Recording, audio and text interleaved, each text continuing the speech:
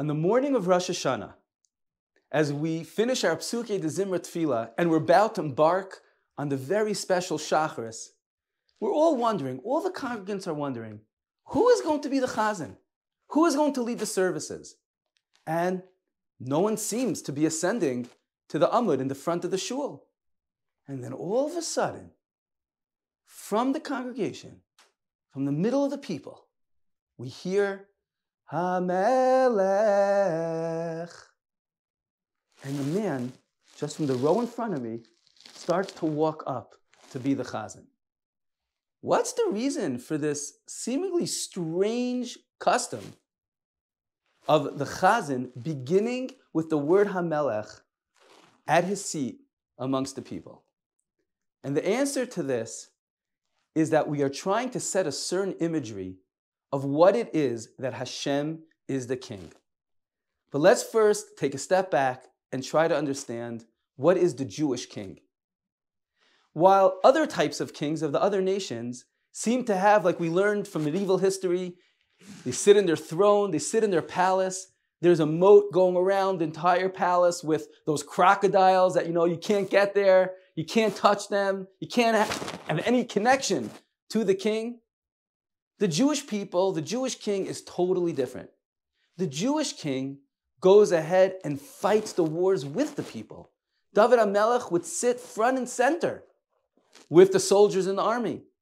The king of the Jewish people was commanded to walk around with a Sefer Torah in order to give rebuke and to try to help correct the ways of the people so that they could be better. The job of the Jewish king was to have a relationship with the people. So too, says the Ramchal and Reb Chaim Volozhiner and the Kuzari, is with the king of all kings, Hashem. When we call Hashem by the name Ado and then Noi, Yud Kei Vav Kei, we mean that Hashem created the world. When we call him Elokeinu, we mean that Hashem runs the world.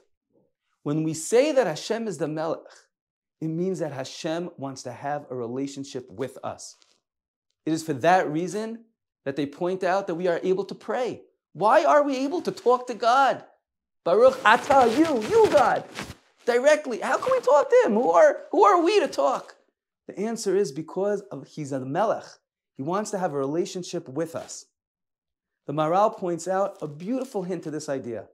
If you take the Aleph Beis and you write it backwards, the letters Chaf and then Lamed and then Mem is the word Melech backwards. So if you take the word Melech backwards, Mem, Lamed, Chaf, what is the next letter? Yud. The Melech goes towards and faces the little Yud. Even the individual, even the person who seems to be a no one. The Yud also represents the number 10, a congregation, a minyan, the tzibur, the people. The Melech, the Mem, Lamed, Chaf, goes towards the Yud. Hashem turns towards us and has a relationship with us. What an incredible and powerful idea. We're going to Rosh Hashanah to crown the king of all kings. It's not about this scary moment. It's about an opportunity to have a relationship with our king. We can talk to him. We can have a relationship with him. As we approach Rosh Hashanah and we're trying to get ready and prepare, we have to think, what does that mean to me that I have that relationship? What am I investing in that relationship? What is my tefillah like? Do I act like Hashem? Do I try to act like Hashem? Do I have gratitude for all that Hashem does towards me, for me? Bezrat Hashem, with all of our preparations, we will enter into our Rosh Hashanah. Our relationship with the Melech will only become even more greater than it was before, and will merit to an incredible, incredible year. Shana Tova.